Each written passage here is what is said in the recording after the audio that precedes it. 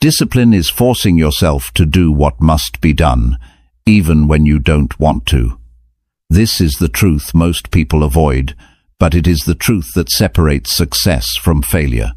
The title says it clearly, How to Force Yourself to Be Disciplined. Because let's be honest, if you wait until you feel ready, you'll keep waiting forever. If you depend on motivation, you'll always fall short. Discipline is not a choice you make only on good days. It's the decision you make every single day, especially when it feels hardest. Think about it. How many opportunities have you lost because you delayed? How many times has comfort stolen progress from you? This message is not about theory, it's about reality. It's about learning to take control of yourself in the moments when excuses scream the loudest. If you can force yourself into discipline, you can change every area of your life. And that's exactly what you're about to learn. Chapter 1. Face your laziness directly and refuse to negotiate. Discipline is not something you stumble upon. It is not something that arrives at your door one morning with a smile. Discipline is something you must face, something you must confront, and most importantly, something you must force into your life when everything inside of you would rather avoid it. When you feel that pull of laziness, when your body says stay in bed, when your mind whispers that you deserve a break, that is the moment you must stand up and refuse to negotiate. Because if you negotiate with laziness even once, it will win the argument every single time. Laziness never runs out of excuses. Laziness will always have another reason ready. But if you refuse to negotiate, if you take your stand, you begin to build the kind of strength that changes your life. Laziness has a way of disguising itself. It does not always arrive as doing nothing. Sometimes it shows up as scrolling endlessly through your phone. Sometimes it comes as eating food you don't need. Sometimes it looks like busy work that keeps you from doing what really matters. That is how it wins. It fools you into believing you are doing enough, when in reality you are avoiding what is difficult. And the truth about life is this: progress is always found in what is difficult. The things that push you, the things that make you sweat, the things that demand your focus, those are the things that shape you into a person of discipline. If you want to become disciplined, you have to learn to see laziness for what it truly is, the enemy of your future. When you wake up in the morning and you feel the weight of the bed holding you down, that is the moment discipline is calling your name. You either answer it or you turn your back on it. But here is the reality. Every time you turn your back on discipline, you strengthen your laziness. Every time you choose comfort over action, you train your mind to obey laziness. And then, when it matters most, when your life demands focus, you will already be conditioned to quit. That is why it is so dangerous to negotiate with laziness. Even the smallest excuses begin to shape your character. You think you are only skipping a workout, but what you are really doing is building the habit of saying no to discipline. Now ask yourself, how many times have you chosen the easy option over the necessary one? How many times have you said, I will do it tomorrow, only to realize that tomorrow looked exactly like today? That is laziness negotiating with you, and you accepted the deal. But if you truly want to live a better life, you cannot keep signing that contract. You must face laziness directly, look it in the eye, and refuse to make a deal with it. You say no. You take action in that very moment, even if your mind screams otherwise. That is what forces discipline into your system. You see, the reason so many people remain stuck is not because they lack knowledge. It is not because they lack opportunity. It is because they negotiate with laziness. They wait until they feel ready. They wait until the conditions are perfect. They wait until the motivation arrives. But those things never come when you expect them. If you sit around waiting for the perfect feeling, you will wait for the rest of your life. Discipline begins when you act before you feel ready. It begins when you face laziness directly, and you move in spite of it. The human mind is a master at creating comfort. It tells you stories. You worked hard yesterday. Take it easy today. You don't have the energy right now. Do it later. One skipped day won't hurt. These are not harmless thoughts. These are chains. They keep you tied down to the same level, the same results, the same life. And if you accept them, you become weaker without realizing it. You may think you are just resting, but in reality you are training yourself to surrender. This is why you must build the ability to recognize those thoughts and shut them down before they control you. Think about the people you admire most. They are not more talented than you. They are not luckier than you. They simply stopped negotiating with laziness. They built discipline by refusing to listen to excuses, by forcing themselves to act, even when they didn't feel like it. That is the secret. It is not glamorous. It is not exciting. It is simply the power to say no to the weakness inside of you and yes to the actions that will move you forward. Now, forcing yourself to be disciplined is not about being harsh with yourself for the sake of punishment. It is about respect. It is about respecting your future enough to make decisions today that will serve you tomorrow. When you refuse to negotiate with laziness, you are telling yourself, I am worth the effort. My future is worth the sacrifice. My goals are worth the discomfort.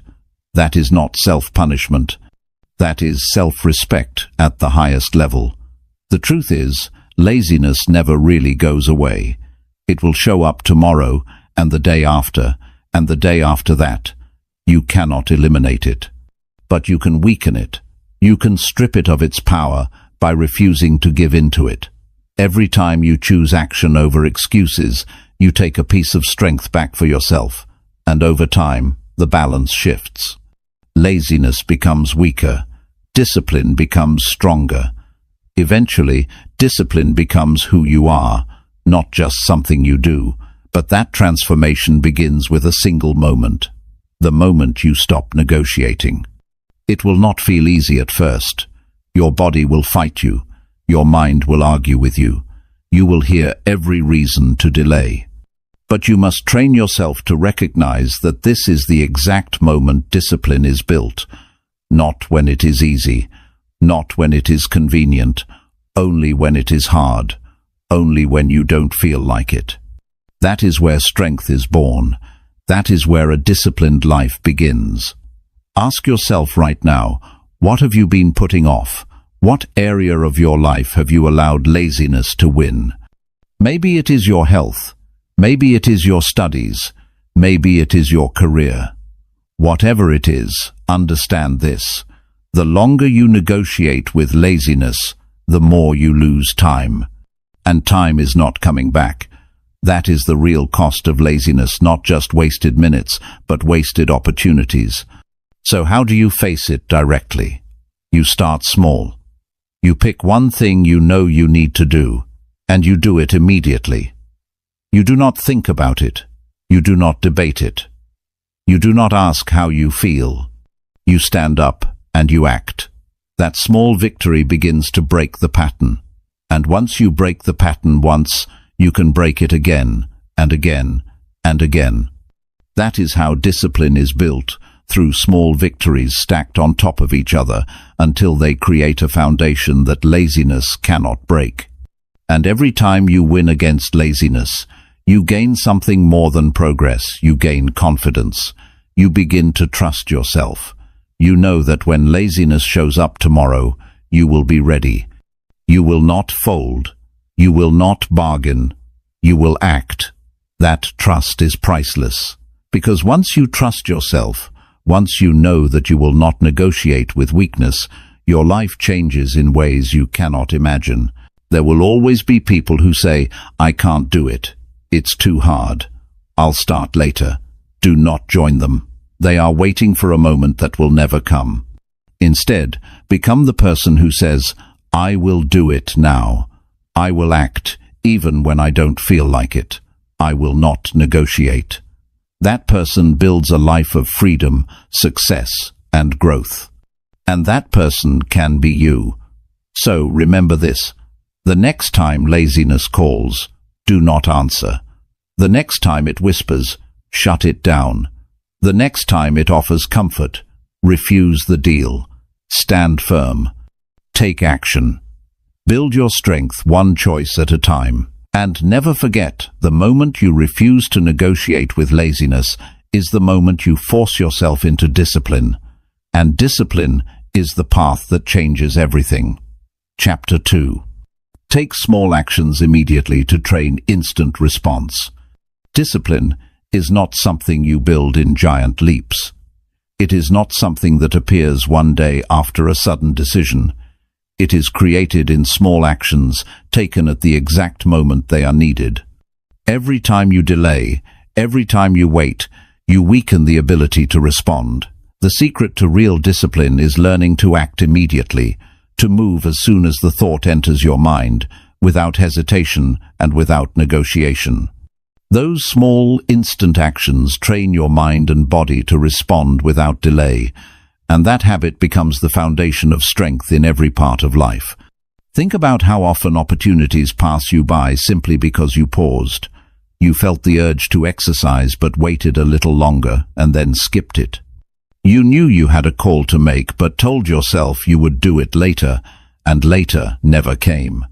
You had an idea to write something down but convinced yourself it could wait, and then you forgot.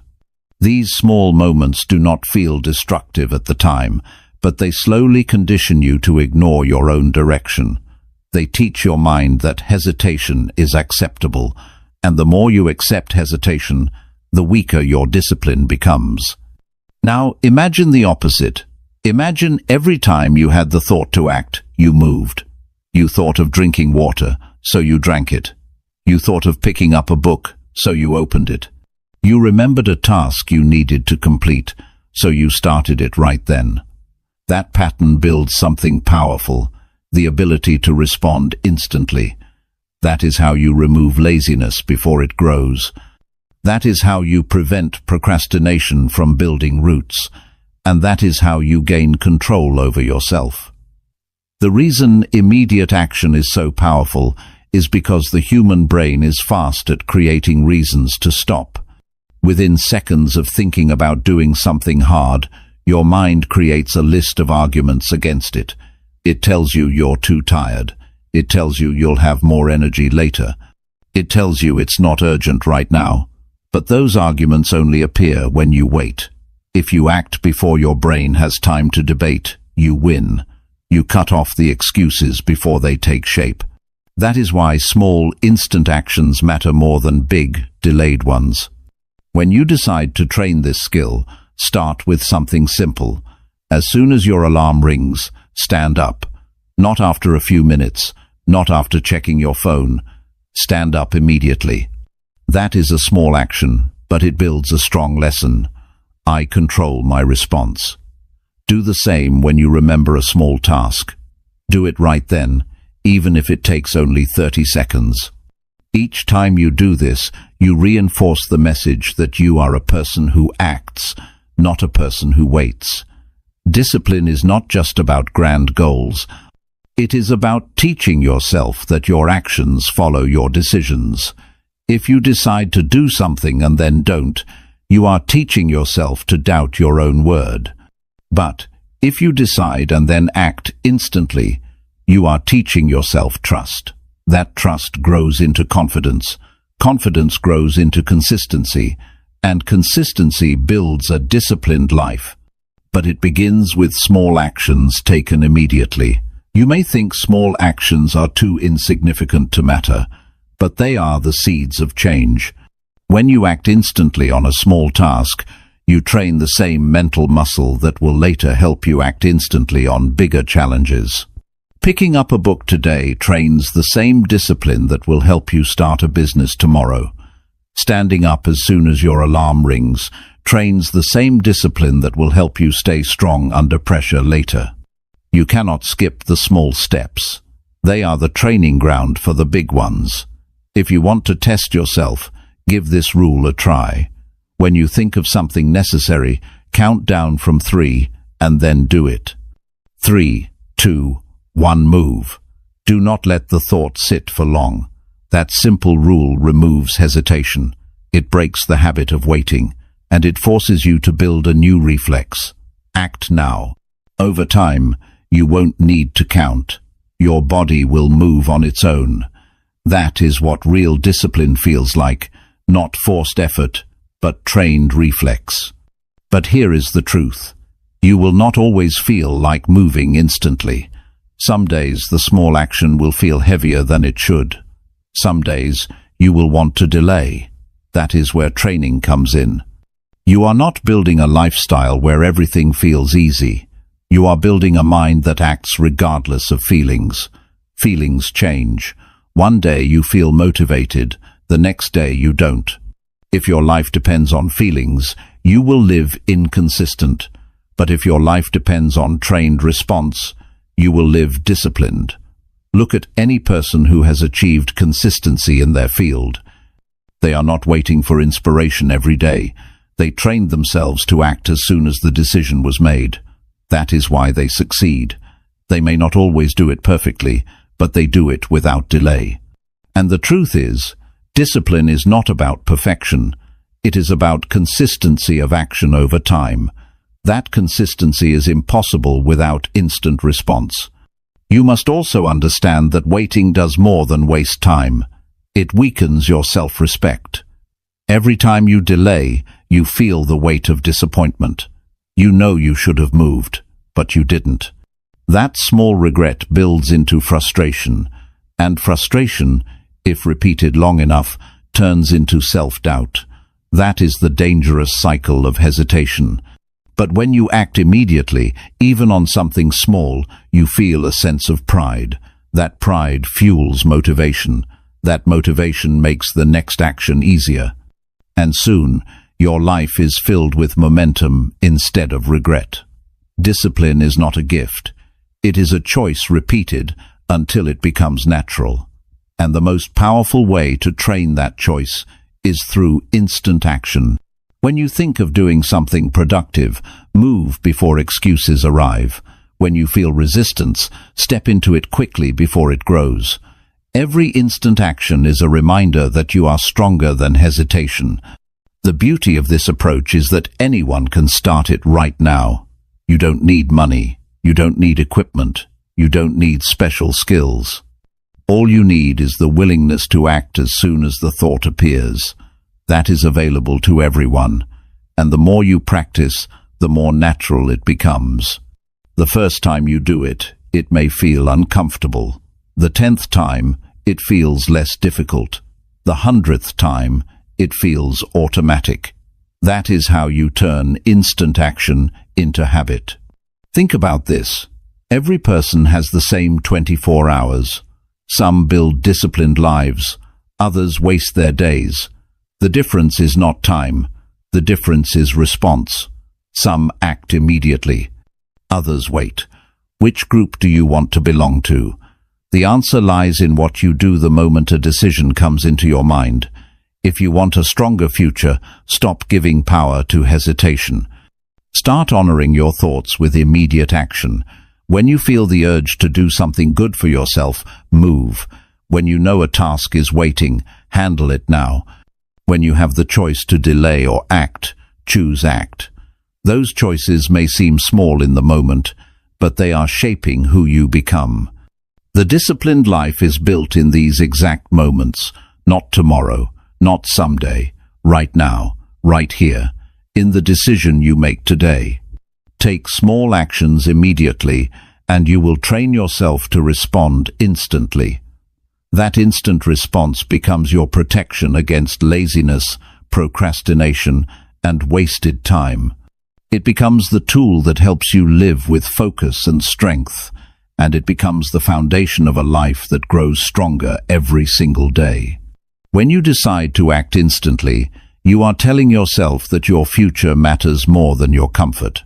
You are telling yourself that excuses will no longer run your life. You are telling yourself that you are in control.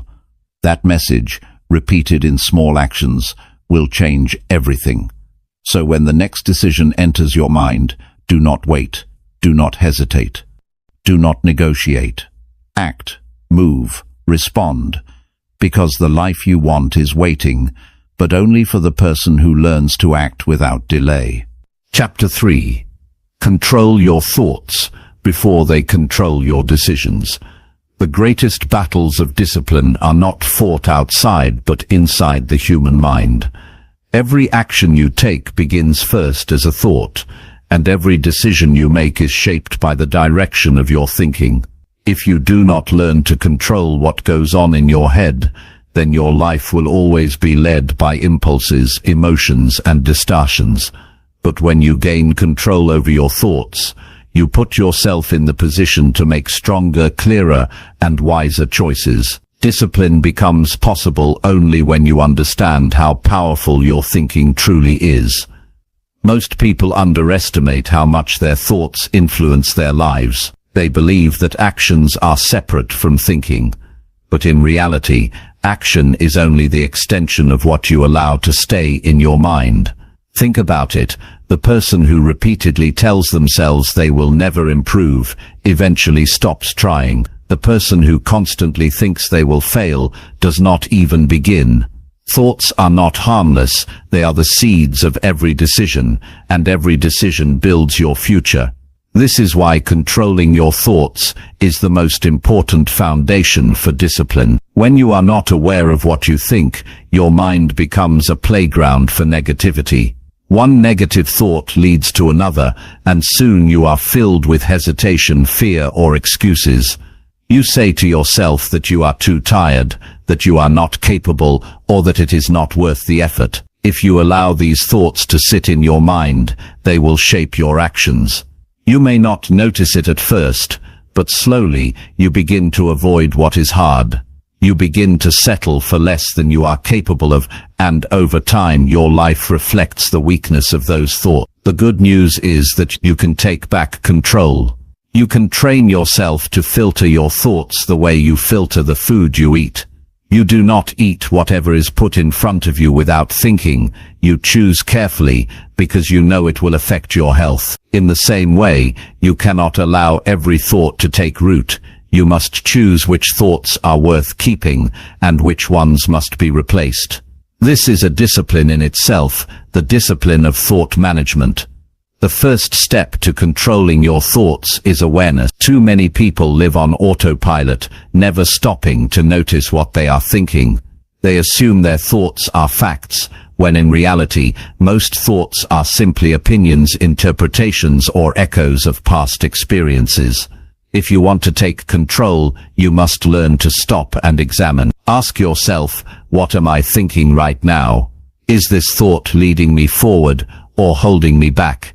Is this thought building discipline or destroying it? The very act of asking these questions gives you the power to separate yourself from the thought instead of being controlled by it. The second step is replacement. You cannot simply force a thought to disappear. The human mind does not operate in empty space.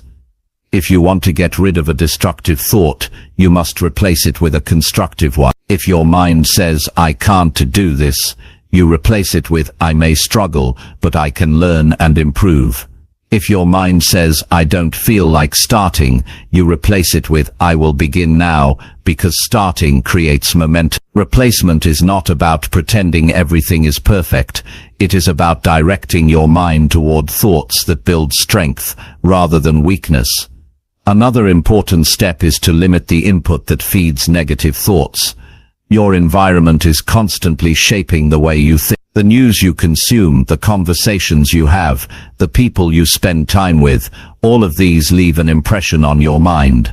If you surround yourself with people who always complain, you will start to think in complaint. If you fill your day with endless entertainment, your thoughts will lean toward comfort instead of growth. Controlling your thoughts also means controlling what you expose yourself to daily. If you want discipline, you must create an environment that feeds your mind with clarity, focus, and direction. One of the strongest tools for controlling your thoughts is reflection.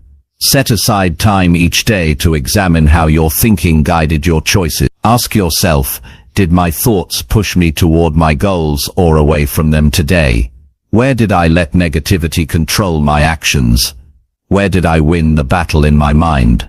This habit builds awareness and allows you to make corrections before poor thinking becomes a habit. The more often you reflect, the quicker you catch harmful patterns.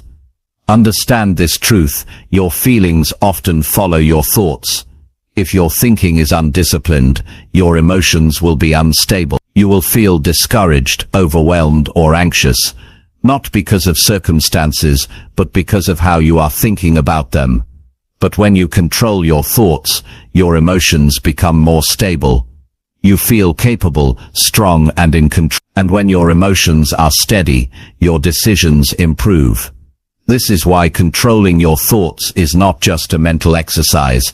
It directly affects your energy, your focus, and your ability to follow through.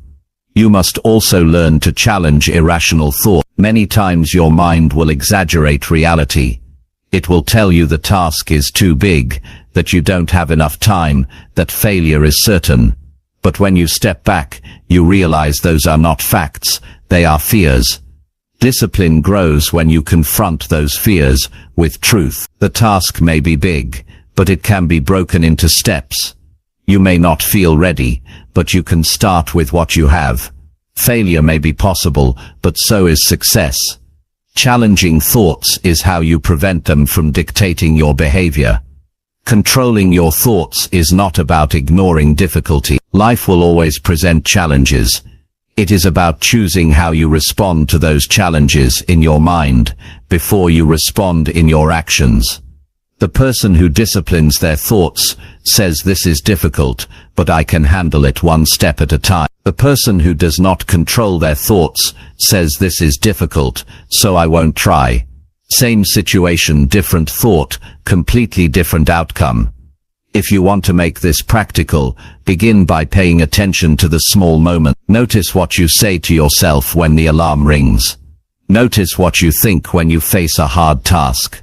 Notice the thoughts that appear when you feel tempted to delay. Then begin the practice of replacing them instantly. Instead of 5 more minutes of sleep, say, "Getting up now strengthens me." Instead of "I'll do it later," say, "Doing it now keeps me disciplined." Instead of "This is too much," say, "I will take the first step." This is how you slowly retrain your mind to work for you instead of against you. Over time, as you win more battles in your mind, you begin to feel stronger. You trust yourself more because you know your thoughts no longer control you. You control them. That trust builds a kind of quiet power. You no longer feel like a victim of your feelings. You no longer let every distraction pull you away. You live with intention. That is the essence of discipline. Living by choice instead of reaction. One of the greatest benefits of controlling your thoughts is that it gives you freedom. People often think discipline is about restriction, but it is the opposite. When your thoughts are clear and directed, you are free from the chaos of impulses and doubts. You are free to decide your own actions instead of being pulled by every feeling. That freedom gives you strength, it gives you peace, and it gives you the ability to move forward consistently, even when life is difficult. The difference between those who stay stuck and those who grow is simple. The ones who stay stuck never take control of their thinking. They let their thoughts run wild, and those thoughts lead them into poor decisions, wasted time, and regret. The ones who grow learn to master the inner dialogue. They choose thoughts that serve them. They replace weakness with strength. And because of that, their actions follow a higher path. From this moment forward, make it your mission to notice your thinking. Treat every thought as a visitor knocking on the door of your mind. Some visitors you welcome in because they bring value. Others you send away because they bring harm. The power to decide who stays and who leaves is yours. When you exercise that power daily, discipline becomes not just an action, but a way of life. Do not wait until your thoughts drag you into poor decisions. Take control at the first moment. Direct your mind before it directs you. Replace weakness with strength, doubt with determination, hesitation with action. This is how you take ownership of your life. And this is how you build the discipline that will carry you to every goal you set for yourself. Chapter 4. Force repetition until your brain accepts new behavior. Human behavior is built on patterns. Whatever you do repeatedly becomes easier to do again. The brain is designed to adapt, and it does not care whether what you repeat is useful or destructive. If you repeat procrastination, it becomes natural. If you repeat excuses, they become automatic. If you repeat strength, that becomes automatic too. The way you rewire your brain for discipline is through deliberate repetition, forcing yourself to do the behavior again and again until it feels normal. At first, it feels uncomfortable, even unnatural, but repetition changes what your brain accepts as familiar. Think about the first time you tried to do something difficult. It felt heavy, awkward, or exhausting. Maybe it was exercising, waking up earlier than usual, or speaking in front of others. The first time is always the hardest. But notice what happens after you repeat it. The difficulty begins to fade, the task feels less foreign, and eventually it becomes a regular part of your life. That shift did not happen because the task changed. It happened because your brain adjusted to the repetition. What was once unusual became routine. The problem for most people is that they quit before that adjustment takes place. They start a new behavior, but when it feels uncomfortable, they tell themselves it is not for them. They expect discipline to feel natural immediately. But nothing feels natural in the beginning. Walking once felt impossible. Reading once felt overwhelming. Driving once felt terrifying.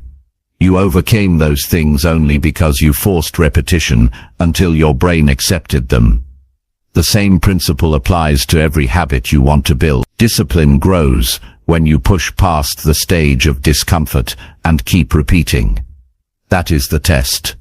The brain is stubborn. It prefers the old patterns. It wants to keep you in what feels safe. When you introduce a new behavior, it resists. That resistance is not a signal to quit. It is a signal that your brain is adjusting. If you keep repeating, you break the resistance. But if you stop, you train your brain to resist even more the next time. This is why forcing repetition is not optional. It is necessary. The key to making repetition work is consistency, not intensity. Doing one massive effort and then stopping does not rewire anything. Doing something small every day does. If you want to build the habit of reading 2 pages every single day is more powerful than reading 100 pages once a month. If you want to exercise, moving your body daily is more effective than training hard once and then resting for weeks. The brain learns through rhythm, through the daily act of repeating, not through random bursts of effort.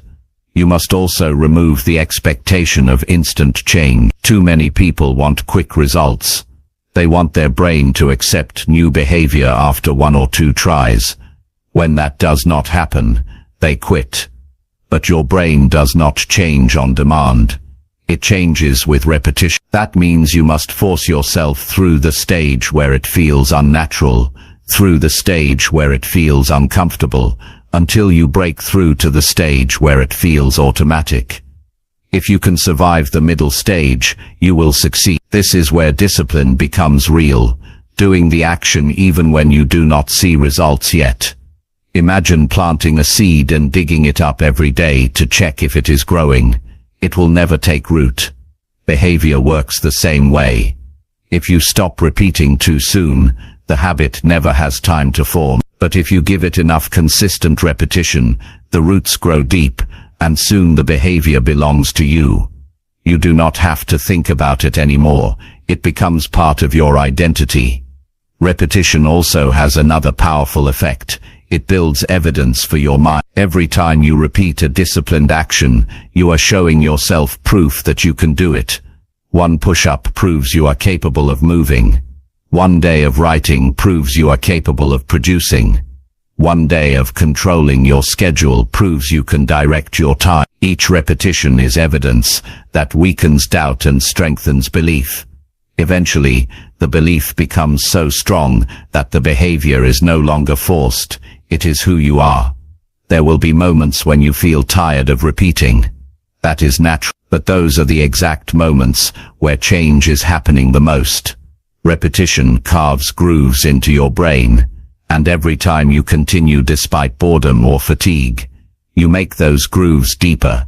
The deeper the groove, the easier it becomes to repeat again. Quitting at that stage erases your progress, but persisting solidifies it. That is why persistence is more important than motivation. Motivation comes and goes. Persistence comes from repetition, and repetition creates discipline. One practical way to make repetition work is to attach it to something you already do. If you want to build the habit of gratitude, write down 3 things you are thankful for right after brushing your teeth. If you want to build the habit of exercising, do a few push-ups after you pour your morning glass of water.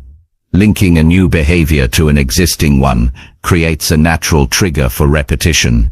The more you link, the easier it becomes to repeat without forgetting. You must also celebrate the completion of repetition, not just the outcome. Many people only reward themselves after big results.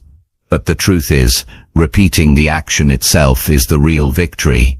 Each repetition is a win. When you acknowledge that, you reinforce the behavior, and your brain becomes more willing to repeat it again. This is how you make repetition sustainable. Another challenge with repetition is monotony. Doing the same thing every day can feel boring. But boredom is part of training. Your brain craves novelty. But novelty does not build discipline. Repetition does. You must be willing to endure the plain days, the days where it feels uneventful, because those days are the ones that change you. When you learn to stay consistent without needing excitement, you prove to yourself that you are serious. That seriousness is what separates those who succeed from those who quit. Think about how repetition has shaped your current life. The way you walk, the way you speak, the way you react to stress, all of it came from repetition. You did it enough times until it became automatic. If repetition shaped your old habits, it can shape new ones too. The question is not whether repetition works. It always works. The question is whether you are willing to force it long enough for your brain to accept it. The most powerful part of repetition is when it moves from being something you do to something you are. At first you say, I am trying to be disciplined. After enough repetition, you say, I am disciplined. That shift is not in words, it is in identity. You no longer have to remind yourself every day. You simply live it. But the only way to reach that stage is through forced, consistent repetition. If you want to test yourself, choose one small behavior and commit to repeating it daily for the next 30 days. Do not miss a single day. It could be writing 1 paragraph, drinking more water, or turning off your phone before bed. Force yourself through the discomfort, through the boredom, through the resistance. Watch what happens. By the end of 30 days, your brain will start to accept it as normal. Extend it to 60 days, and it becomes harder not to do it than to do it. That is the power of repetition. You shift the default of your brain. The reason most people never change is not because they lack ability, but because they lack patience with repetition. They underestimate how long it takes for the brain to adapt. They want shortcuts. But the truth is, repetition is the shortcut. It feels slow, but it is the fastest path to change, because once your brain accepts a new behavior, you no longer fight against yourself. You move forward naturally, without constant struggle. That is real freedom. Discipline is not a mystery. It is simply the result of forcing repetition until your brain surrenders to the new pattern. At first, you carry the habit, then the habit carries you. And when that happens, you no longer depend on willpower every day. You depend on who you have become. That transformation is available to anyone willing to repeat long enough. So do not quit at the stage where it feels unnatural. Do not give up when it feels boring. Do not stop when results are not immediate. Keep repeat. Force the behavior again and again, until it feels like part of your identity. That is how discipline is created. That is how lives are changed. And that is the path waiting for anyone who chooses to repeat until the brain accepts the new way of living. Chapter 5. Replace negative self-talk with strict self-direction. The way you talk to yourself is the most powerful influence on how disciplined you become. Every word you repeat in your mind either strengthens you or weakens you. If the voice inside you is full of doubt, excuses, and fear, then your actions will follow that pattern. You cannot live a disciplined life if you let negative self-talk control your decisions. Discipline begins with learning to replace destructive language in your head with strict self-direction. You must speak to yourself like a leader who gives orders, not like a critic who tears you down. Negative self-talk often comes quietly. It tells you that you are not ready. It reminds you of past failures. It whispers that the effort is too much. Most people allow those thoughts to become permanent companions, not realizing that every time they agree with them, they are shaping their future.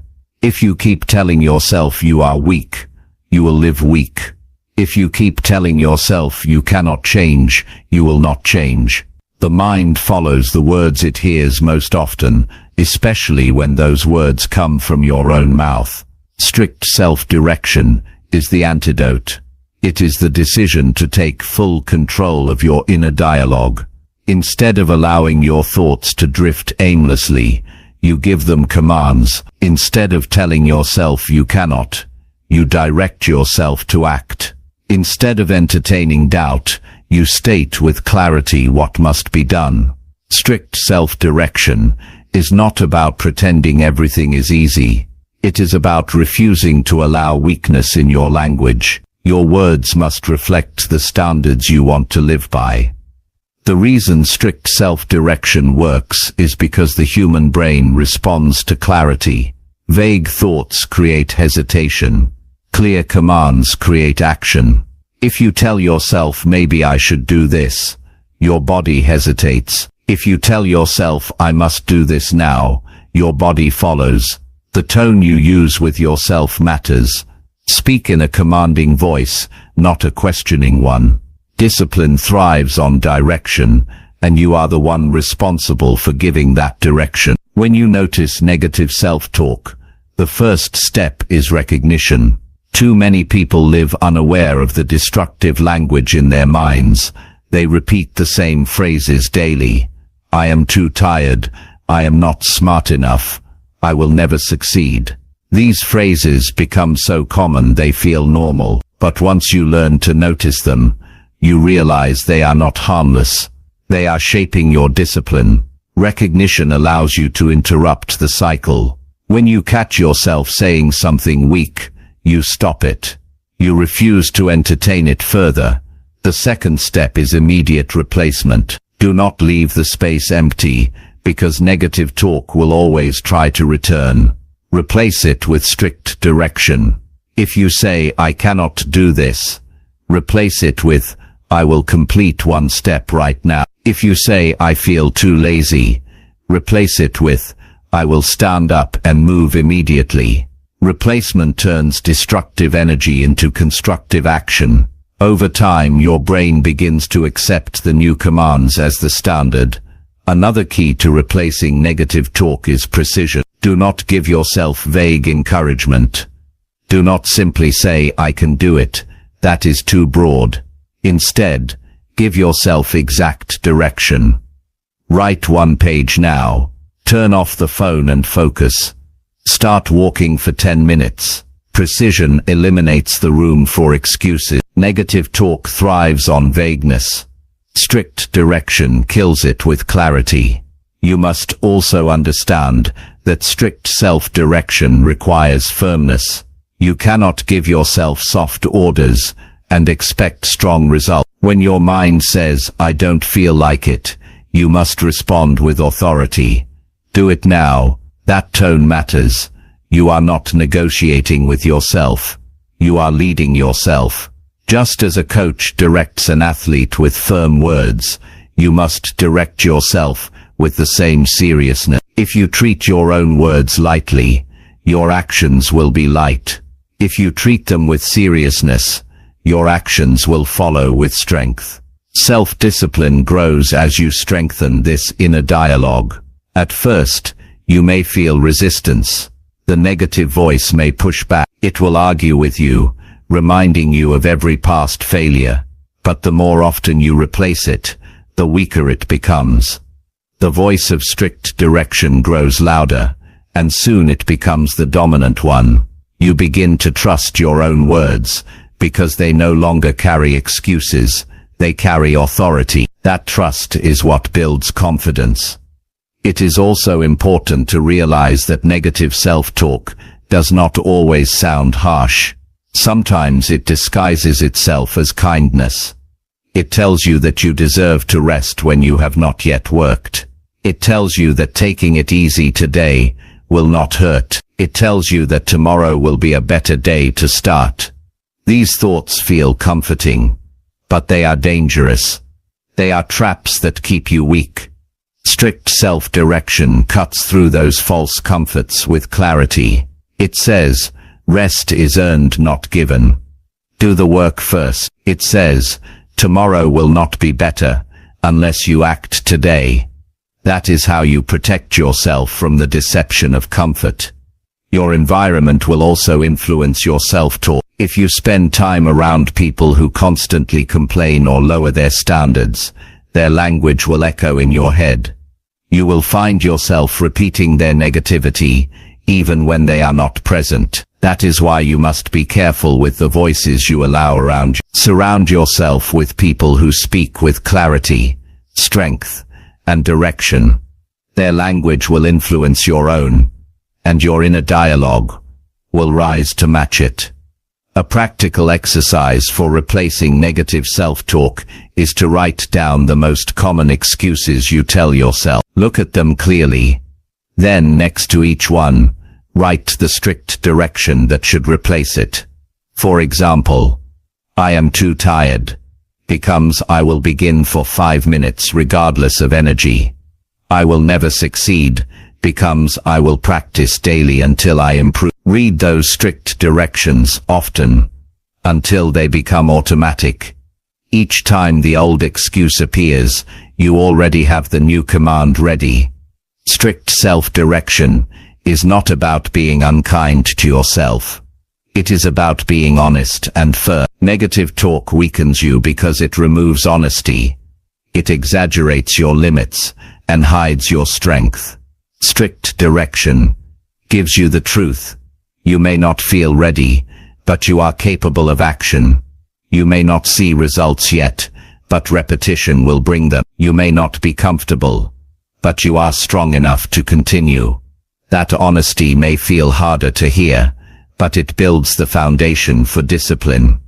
The ultimate goal is to create a voice inside you that you trust completely. A voice that does not give excuses, does not waste time, does not lower standards.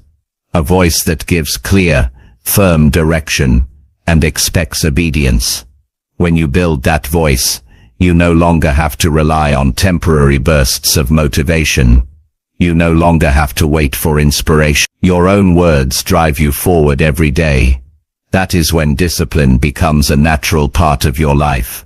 Over time you will notice the shift. The negative talk that once controlled your decisions will fade. The strict direction you practice will become automatic. You will wake up and hear yourself saying, "Stand up now." You will face a task and hear yourself say, "Start immediately." You will feel resistance and hear yourself say, "Do not stop until it is finished." That inner dialogue will guide you with power. It will feel like having a strong leader inside you, and that leader will always push you toward growth. Every disciplined person you admire has built this skill. They did not silence negativity by accident. They replaced it with strict direction, daily until it became second nature, and you can do the same. It requires awareness, replacement, precision, and firmness.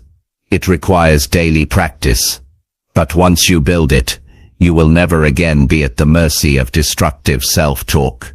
You will live with clarity, and your discipline will carry you forward regardless of how you feel. From this day forward, decide that your inner dialogue will serve you, not harm you. Stop giving space to negative self-talk. Replace every weakness with a command. Speak to yourself as a leader, not as a victim. Direct yourself firmly toward action, and never forget, the words you repeat to yourself each day are shaping the discipline that defines your future. Chapter 6. Use pressure to act when comfort pulls you back. Comfort is one of the greatest enemies of discipline. It feels safe, it feels pleasant, it feels familiar, but if you give in to it too often, it slowly pulls you away from progress. Comfort whispers that you can take it easy, that you can delay the hard task, that you can relax just a little longer. At first, it seems harmless, but over time, comfort weakens your drive and lowers your standards. The only way to break its grip is to use pressure, to create conditions that demand action when your body and mind would rather stay idle. Without pressure, comfort will always win. With pressure, you force yourself to rise above it. Pressure is not your enemy. In fact, pressure is often the tool that pulls out your best. Think about deadlines. How many times have you delayed until the very last moment, and then suddenly you produced more in a few hours than you had in weeks? That is not because you lacked ability earlier. It is because the pressure forced you to act. The problem is that most people wait for external pressure, deadlines, emergencies, or consequences before they move. Discipline grows when you learn to apply pressure on yourself before life does it for you. The truth is, comfort has no urgency. It convinces you that tomorrow is just as good as today. It convinces you that nothing terrible will happen if you delay. That is how it keeps you stuck. Pressure creates urgency. Pressure tells you the time is now, not late. When you use pressure correctly, you leave no room for comfort to slow you down. You create a system where action is not optional, where movement is the only choice. One way to create pressure is through accountability. When you tell someone about your commitment, when you make your goals visible, you introduce a kind of weight that pushes you forward. If you promise yourself you will exercise but tell no one, comfort may talk you out of it. But if you tell a friend, if you share it publicly, you feel pressure to follow through. That pressure removes the option of slipping back into comfort. It gives you an extra reason to act. Another way to create pressure is through deadlines. A goal without a deadline is just a wish. If you say you will get something done someday, comfort will stretch that day into months or years. But if you give yourself a firm date, you create pressure that demands focus. Even better, shorten your deadlines. Challenge yourself to act sooner than feels comfortable. That urgency forces you to cut distractions and prioritize what matters most. Without deadlines, comfort will always stretch your timeline. With deadlines, you compress time and accelerate growth. You can also use financial pressure to strengthen discipline. Invest in something that requires you to commit. Pay for the class, buy the equipment, put money on the line. When you invest, you create pressure to use what you paid for. Many people waste opportunities because they never attach value to their commitment. When there is nothing to lose, comfort takes over. When you have something at stake, you are far less likely to delay. Pressure also comes from raising your standards. When you accept mediocrity, comfort wins easily. But when you raise the bar, when you demand more from yourself, you introduce the pressure to perform at a higher level. This pressure is not about perfection, it is about refusing to settle. It is about refusing to let comfort dictate your effort. High standards create the kind of pressure that pushes you to act with seriousness, even when you do not feel like it. Another powerful way to use pressure is to visualize the cost of comfort. Ask yourself, what will my life look like if I continue choosing ease over effort? Picture the wasted time, the lost opportunities, the regret that builds over years. That vision creates emotional pressure. It reminds you that every choice has a consequence. When you see clearly what comfort will steal from you, you feel urgency to move now. That inner pressure drives action stronger than motivation ever could. Pressure is not about stress for the sake of stress.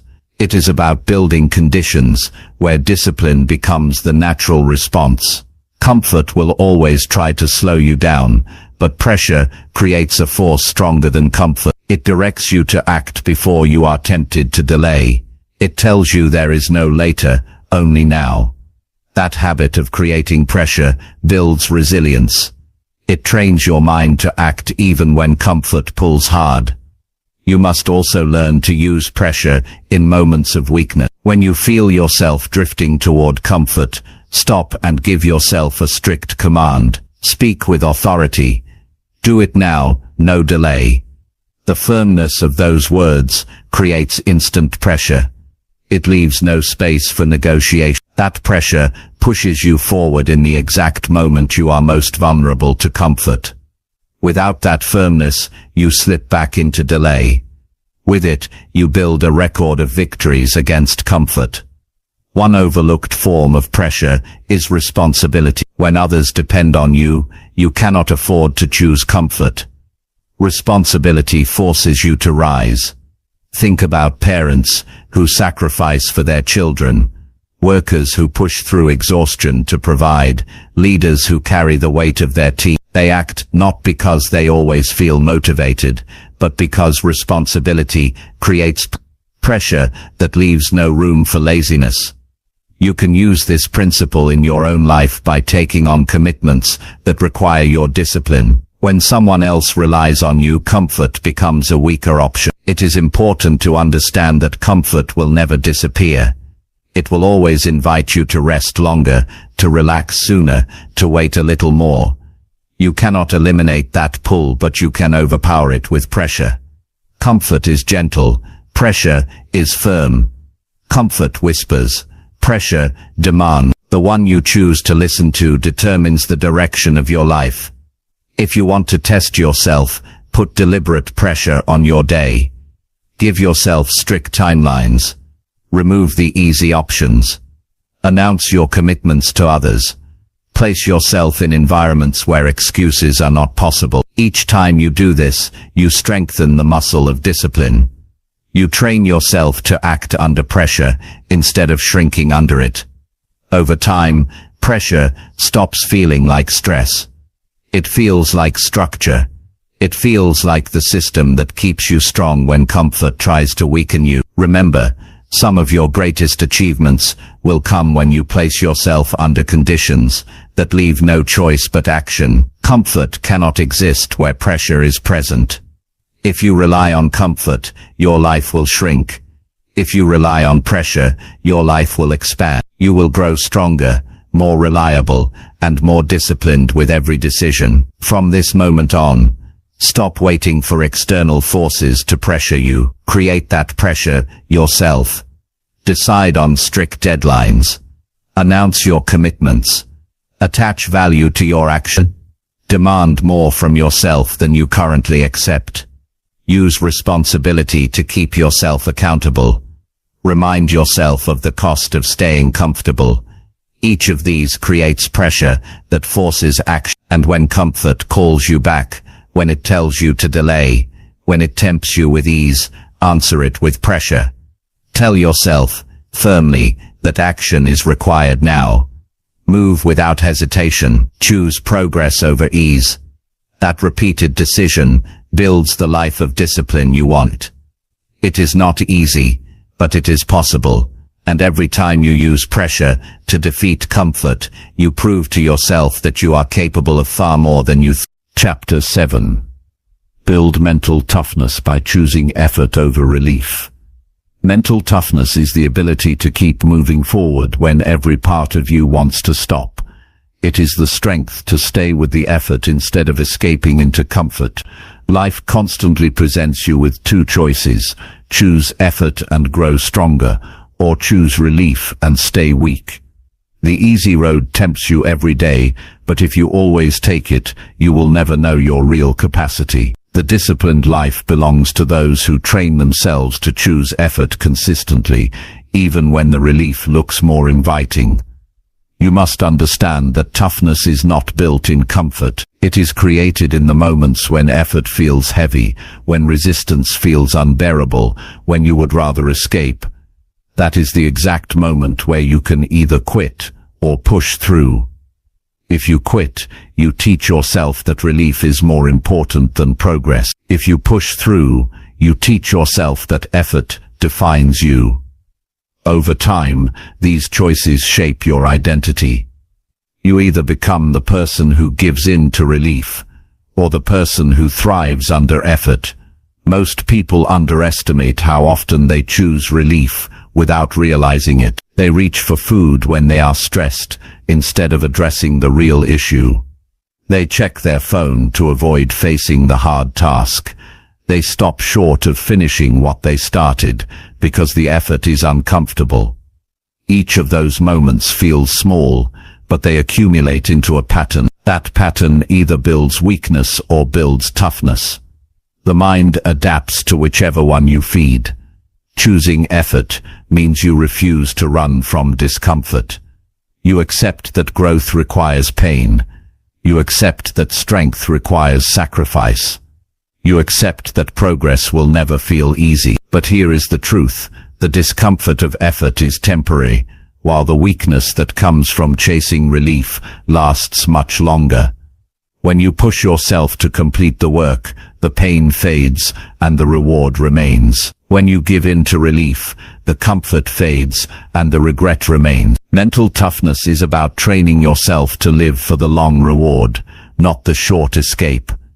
Discipline requires you to recognize the tricks of relief. Relief always presents itself as harmless. It says you deserve it. It says you will only rest for a short time. It says the problem can wait. But once you accept it, relief multiplies. A short break turns into hours wasted. A skipped day turns into weeks of neglect. The danger is not in the single choice, it is in the pattern that follows. Every time you allow relief to control you, you weaken your ability to choose effort next time. That is why you must be ruthless in rejecting false relief. Building mental toughness begins with small acts of effort. You do not need to start with the hardest challenge. Start with something simple, like finishing your workout without cutting it short, completing your task before checking your phone, or staying focused for a set amount of time without distraction. Each of these small victories strengthens your tolerance for effort. They send the message to your mind that you can endure discomfort. The more you repeat them, the stronger your toughness becomes. As you grow stronger, you can begin to deliberately seek effort. Choose to walk instead of taking the elevator. Choose to stay with the problem instead of quitting when it gets hard. Choose to finish what you started, even when you want to leave it incomplete. Each of these choices builds your resilience. Mental toughness is not a gift you are born with. It is a habit you create by consistently choosing effort over relief. Another essential part of toughness is self-respect. When you choose effort, you prove to yourself that you can be trusted to finish. That trust builds pride, and pride fuels confidence. But when you choose relief, you lose respect for yourself. You may enjoy comfort in the moment, but later you feel disappointed. That disappointment weakens confidence. You start doubting your own ability to follow through. The only way to reverse that is to rebuild trust through effort. Every time you push past comfort, you earn back your respect. Mental toughness also requires patience.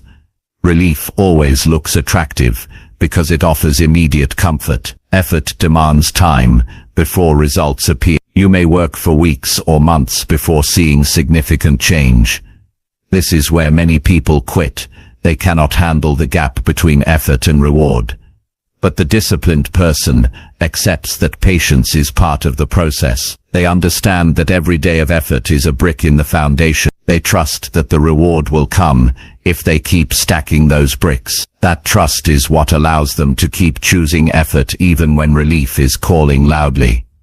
One practical way to build toughness is to set rules for yourself that you do not break. For example, you decide that you will not go to sleep until you complete your daily target.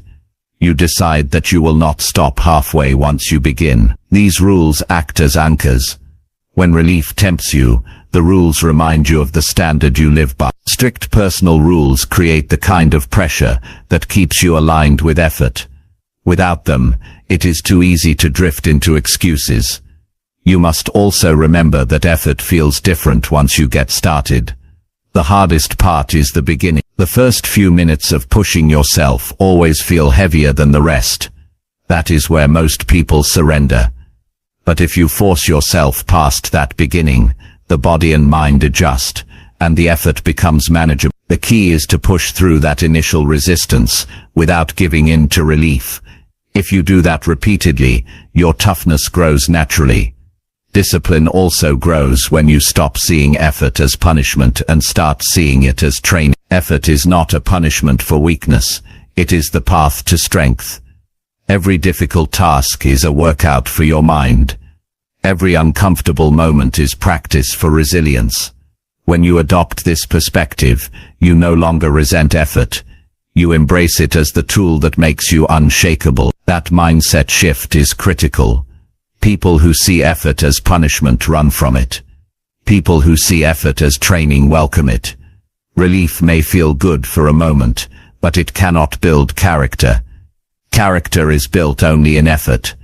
When you are tired but keep going, you grow. When you are afraid but take action anyway, you grow. When you want to quit but stay until it is finished, you grow. These moments define toughness. They separate the disciplined from the undisciplined, the achievers from the average, and every person has access to them.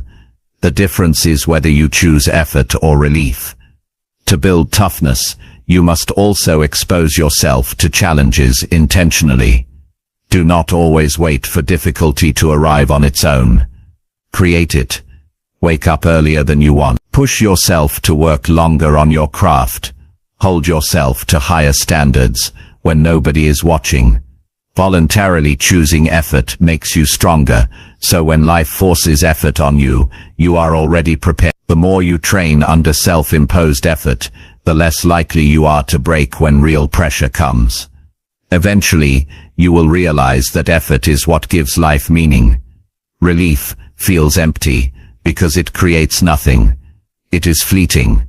But effort produces results. Effort builds skills. Effort creates confidence.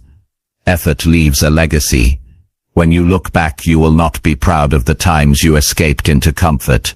You will be proud of the times you chose effort and proved to yourself that you were stronger than you thought. That pride will stay with you far longer than any temporary relief. From today forward, begin to notice your daily choices. When comfort pulls you toward relief, stop and ask yourself, which decision will make me stronger? Which choice will make me proud later? Which path builds my discipline? The answer will almost always be effort. Then make the decision quickly. Do not give relief time to argue. Take the harder road, and remind yourself that this is how toughness is built. Over weeks and months, you will notice the change. Tasks that once felt overwhelming will feel easier. Challenges that once broke you will feel manageable. You will begin to carry yourself with quiet confidence, knowing that you can rely on your own strength. That transformation will not come from reading or wishing. It will come from repeatedly choosing effort when relief was calling. This is the law of mental toughness. Every time you choose effort over relief, you grow stronger. Every time you choose relief over effort, you grow weaker. The decision belongs to you, and when you consistently choose effort, discipline stops being something you struggle for and becomes something you live naturally. Chapter 8. Fight impulses by reminding yourself of long-term pain. Impulses are quick, sudden urges that pull you toward comfort, distraction, or instant pleasure. They show up without warning, and if you obey them, they lead you away from the path of discipline. You feel the impulse to skip your workout, to eat something unhealthy, to delay the task that demands your attention, or to quit before finishing. In the moment, the impulse feels harmless, even justified. But the truth is, impulses are traps. They offer short relief while creating long-term pain. If you want to force discipline into your life, you must train yourself to fight those urges by reminding yourself of the cost of giving in. Every choice carries a consequence. The problem is that impulses blind you from seeing the long-term effect. They convince you to focus only on now. The sugary food feels good now. The skipped workout feels easier now. The delayed work feels lighter now. But tomorrow you feel weaker. Tomorrow you feel behind. Tomorrow you carry regret. That regret is the pain impulses never show you in advance. The secret to overcoming them is to pause and project yourself into the future, to imagine clearly the pain of what surrendering will cost you. Think about the times you let an impulse control you. How did you feel afterward? Did the comfort last, or did it fade quickly, leaving you with guilt and disappointment? The truth is, the reward of an impulse never lasts as long as the regret. That regret lingers. It grows, it weighs on you over time. When you remind yourself of that truth, you begin to see impulses for what they are, short-term thieves that rob you of long-term strength. Discipline is about training your mind to look beyond the present moment. Anyone can choose what feels good now, but the disciplined person chooses based on the impact tomorrow. This ability is what separates growth from stagnation. If you always chase impulses, you will live in cycles of starting and stopping, motivated one day and defeated the next. But if you fight impulses with the reminder of long-term pain, you begin to break the cycle. You gain control over yourself. One of the strongest tools you can use is visualization. When the impulse comes, do not just think about the comfort it offers. Picture the pain that follows. Picture how you will feel if you give in. Imagine looking in the mirror and seeing no progress because you skipped again. Imagine the stress of unfinished work piling up because you delayed again. Imagine the opportunities lost because you quit again. Let those images become clear. That emotional reminder of pain will cut through the false pleasure of the impulse. You must also remind yourself that impulses are temporary. They feel strong in the moment, but they pass quickly if you resist. The problem is that most people never learn to wait them out. They feel the urge and immediately obey it. But if you pause, if you remind yourself of the long-term pain and hold the line, the impulse weakens. Each time you resist, you gain more strength. Each time you fight back, you build more confidence. And with practice, impulses lose their power over you. Fighting impulses is also about building awareness. You must learn to notice the situations that trigger them. Maybe it's when you are tired. Maybe it's when you are stressed. Maybe it's when you are bored. If you do not identify these triggers, you will always fall into the same trap. Once you know them, you can prepare. You can decide in advance how you will respond. When the urge appears, you will not be surprised. You will already have the weapon of long-term vision ready. It is also helpful to replace the impulse with a stronger action. If you feel the urge to skip work, start with a small piece of it immediately. If you feel the urge to eat poorly, drink a glass of water first. If you feel the urge to check your phone endlessly, take a short walk instead. Replacement weakens the impulse by redirecting the energy. Over time, your brain learns that when the urge arrives, you do not obey it. You transform it into something useful. The cost of living by impulses is heavy. It may not destroy you in one day, but it chips away at your strength over time. One skipped workout is not the problem, But repeated impulses create a body you no longer respect. One delayed task is not the issue, but repeated impulses create a life full of missed opportunities. Every person who lives with regret today was once someone who gave in to impulses yesterday. That is the reality you must remind yourself of when the urge appears. If you want a disciplined life, you must accept that impulses will never disappear completely. They will always come. The goal is not to eliminate them, but to control them. You win by creating a gap between the urge and the action, by pausing long enough to remind yourself of the pain you are avoiding. That pause is where your power lies. That pause is where you decide whether to live in regret or in discipline. Mental strength grows each time you hold that line. At first, the fight feels exhausting, but the more you practice, the easier it becomes. Soon, fighting impulses is not about struggling every time, it is about recognizing them and dismissing them quickly. You gain a sense of mastery over yourself. You begin to feel proud not just of what you achieve, but of what you no longer surrender to. That pride becomes fuel for even greater discipline. Another strategy is to shift your perspective of pain. Most people run from pain, but discipline is about learning to face it. The pain of effort is temporary. The pain of regret is permanent. When you feel an impulse, ask yourself which pain you are choosing. If you act on the impulse, you are choosing the longer pain. If you resist and face the discomfort now, you are choosing the shorter pain. Discipline is about consistently choosing the pain that serves you, not the one that destroys you. It also helps to remind yourself of the kind of life you want to live. Do you want to be someone who obeys every urge, or someone who controls them? Do you want to look back on your life with pride, or with regret? Your impulses will never think about that. They only care about now. But you must care about later. You must live with the bigger picture in mind. That vision is what allows you to resist the temptation of relief in the moment. Over time, your ability to fight impulses becomes one of your greatest strengths. You begin to trust yourself completely. You know that when the urge comes, you will not be a slave to it. You will recognize it, remind yourself of the pain it brings, and make the stronger choice. That trust gives you freedom. It gives you the ability to focus fully on what matters, because you are no longer controlled by urges. Discipline is the art of making decisions based on long-term vision, rather than short-term desire.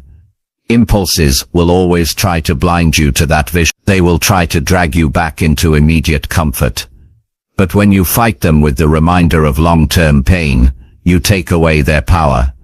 You create space between what you feel and what you choose. That space is where discipline lives. From this moment on, commit to never acting blindly on impulses. When the urge appears, pause. When the temptation calls, think of the pain it creates tomorrow. Let that thought be heavier than the comfort of now. Then act according to your higher standard, not your lower desire. Each time you do this, you strengthen your discipline.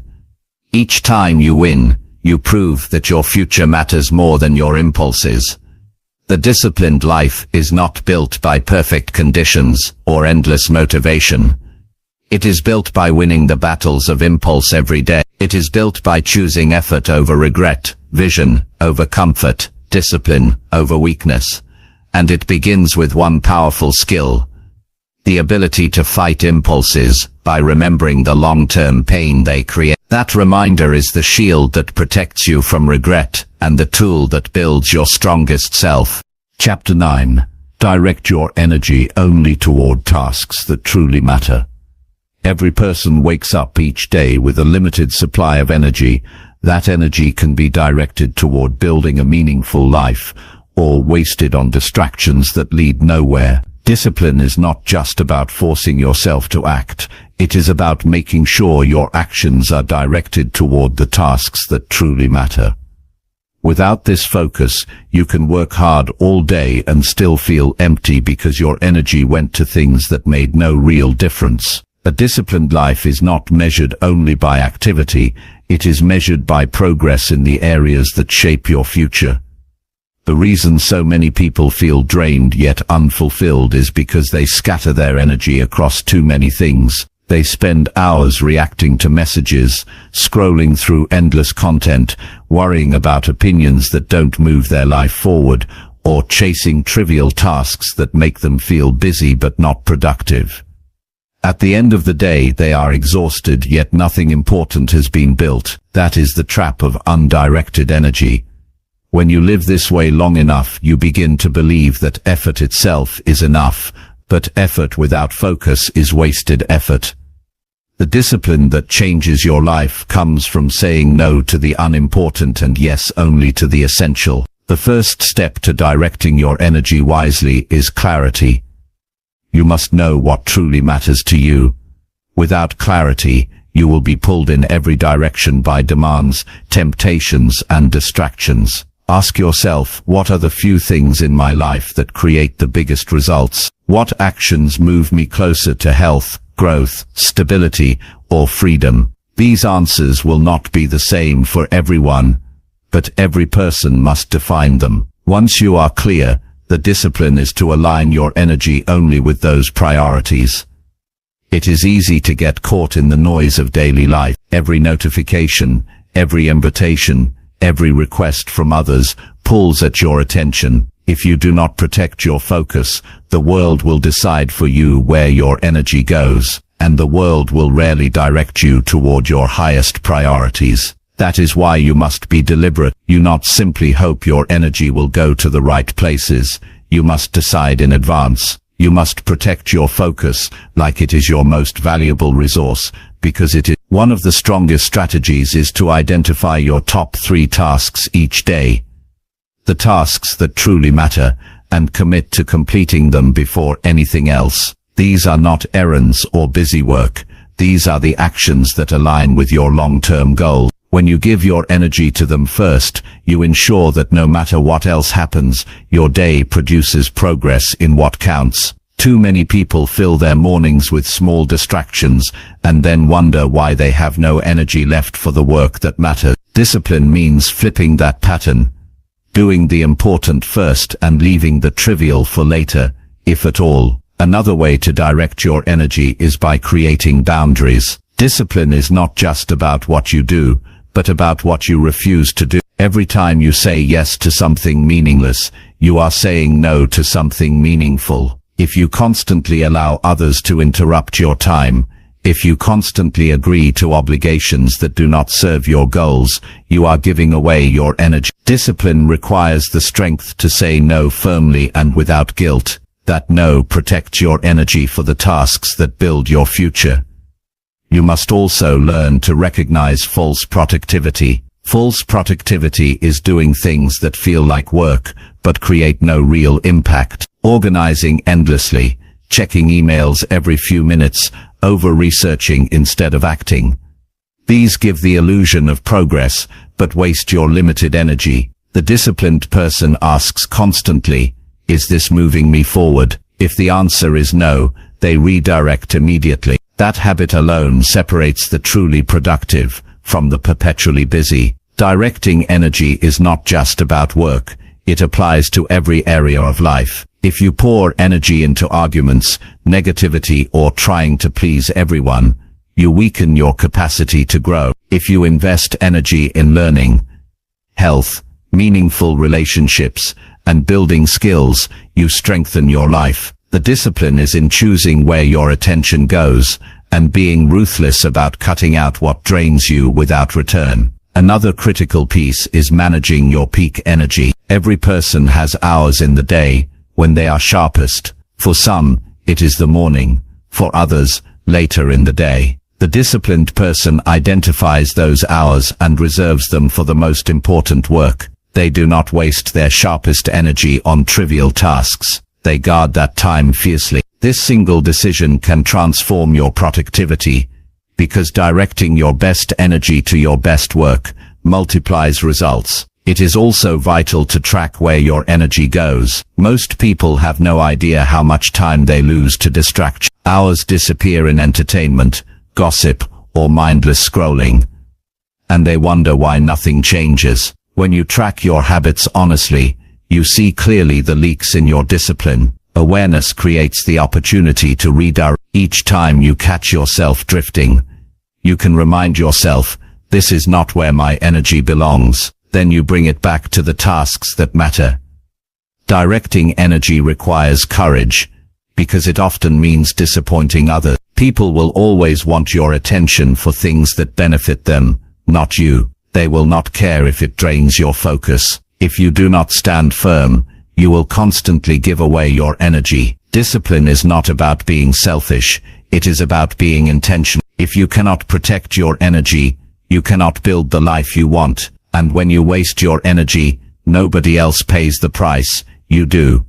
There is also a deeper reason why directing your energy is essential. Life is short, and every day you spend on meaningless tasks is a day you never get back. The regret of wasted energy is painful. Many people realize too late that they spent years working on things that did not matter, only to find themselves with nothing of value to show. Discipline saves you from that regret. It ensures that your time, effort, and focus are invested in building something lasting. To apply this principle, create a list of your highest priorities, no more than 5. Then compare everything you do against that list. If an action serves one of those priorities, it deserves your energy. If it does not, it must be minimized or eliminated. This is how you cut out the noise and live with direction. The disciplined life is not about doing everything. It is about doing the right things with consistency. Over time, directing your energy becomes a habit. At first,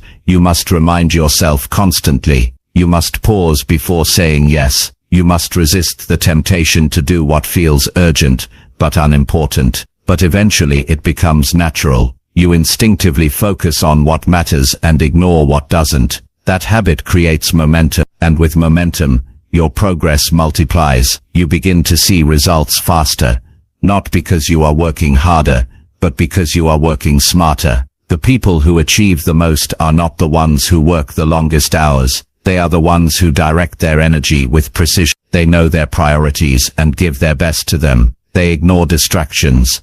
They protect their focus. They invest in what creates growth. That is the secret. Not endless effort, but disciplined effort, directed toward meaningful tasks. From this moment on, challenge yourself to notice where your energy goes. Ask yourself often, is this building the life I want? Is this moving me toward my goals? Or is it draining me? Then make the disciplined choice. Direct your energy only toward the tasks that truly matter. Cut out what is meaningless. Protect your focus, and watch how your life begins to transform when every ounce of energy fuels progress instead of being wasted on distraction. Chapter 10. Condition your mind to act without waiting for motivation. Motivation is a feeling, and feelings are unreliable. They come and go without warning. One day you feel unstoppable, the next day you can hardly get yourself to move. If you build your life on waiting for motivation, you will never be consistent. You will only act when conditions feel good, and you will fall back the moment they don't.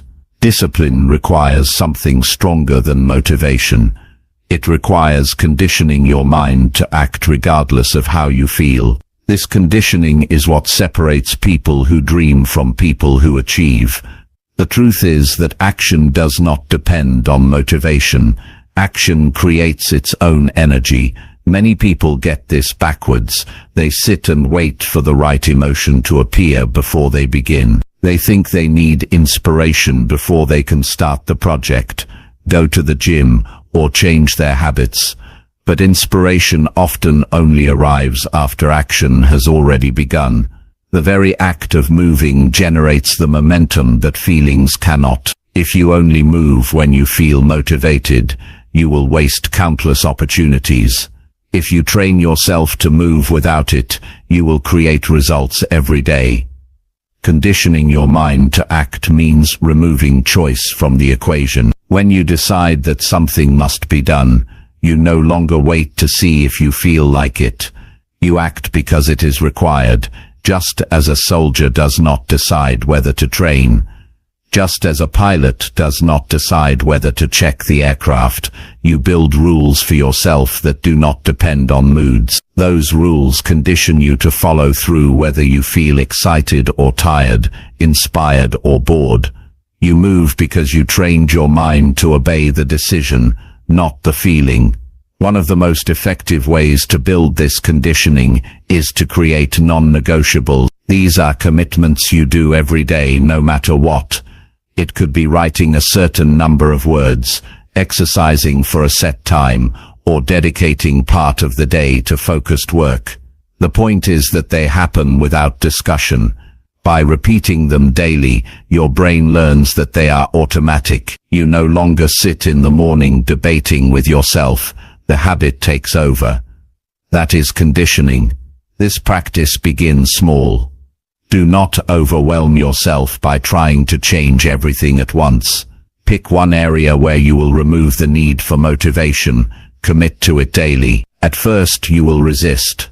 Your mind will scream for comfort, but each time you act anyway, you weaken the hold of laziness and strengthen the habit of discipline. Over time, the resistance fades. What once felt forced becomes natural.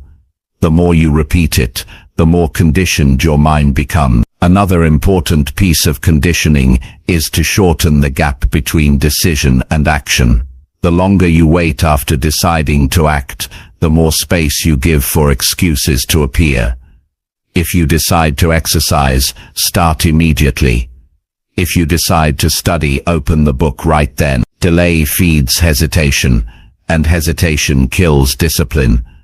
Immediate action, even if small, locks in the decision. Your mind learns that once you decide, you move. That repeated pattern rewires your behavior until acting instantly is automatic. It is also helpful to reframe how you think about motivation. Instead of waiting for it, treat it as a bonus. When it is present, enjoy it. When it is absent, ignore it.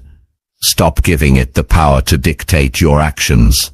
If you wake up feeling inspired, use it. If you wake up feeling drained, act anyway. When you live by this principle, you no longer care whether motivation shows up or not. You operate on a higher standard. That standard is discipline.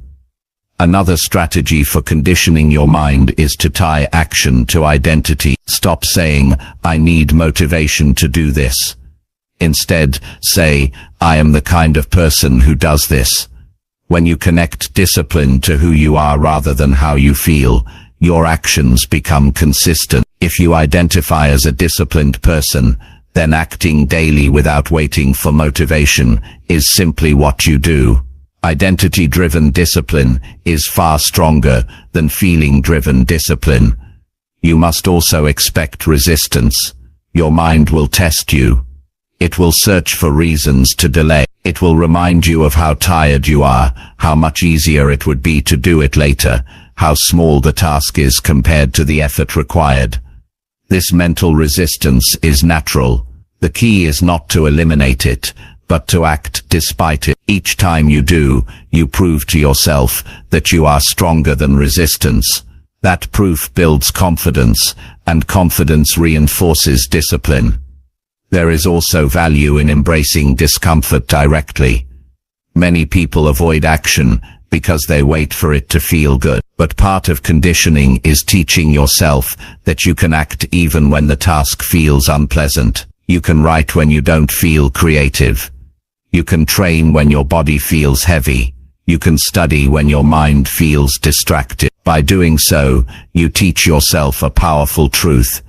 Your feelings are not in charge. You are. That realization transforms the way you live. Conditioning also benefits from structure.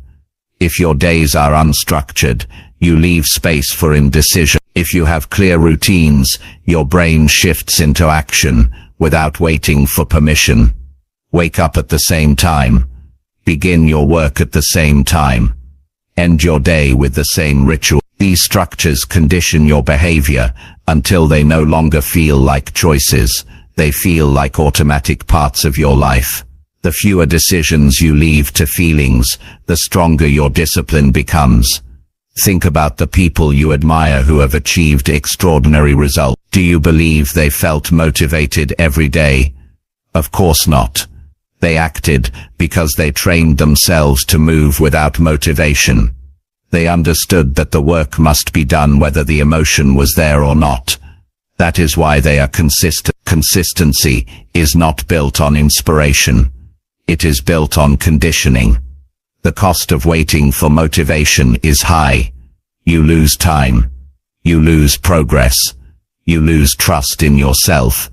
Each time you delay, you reinforce the belief that you cannot act without the right move. That belief grows stronger until you feel powerless to change. But the opposite is also true. Each time you act without motivation, you reinforce the belief that you are in control. That belief grows stronger until action becomes second nature. That is the path to freedom. From today on, stop relying on feelings to guide your life. Train yourself to act based on commitment. Condition your mind by repeating daily actions until they are automatic. Shorten the gap between decision and movement. Create non-negotiable standards. Embrace discomfort as part of the process. Treat motivation as optional, not essential. Build an identity based on discipline, not emotion. These principles will condition your mind into a force that acts regardless of how you feel. And when you master this, you become unstoppable. You no longer need to wait for inspiration to visit. You no longer waste days because motivation didn't show up. You live with certainty, knowing that no matter what, you will act. That certainty is the foundation of discipline, the foundation of progress, and the foundation of a life of strength.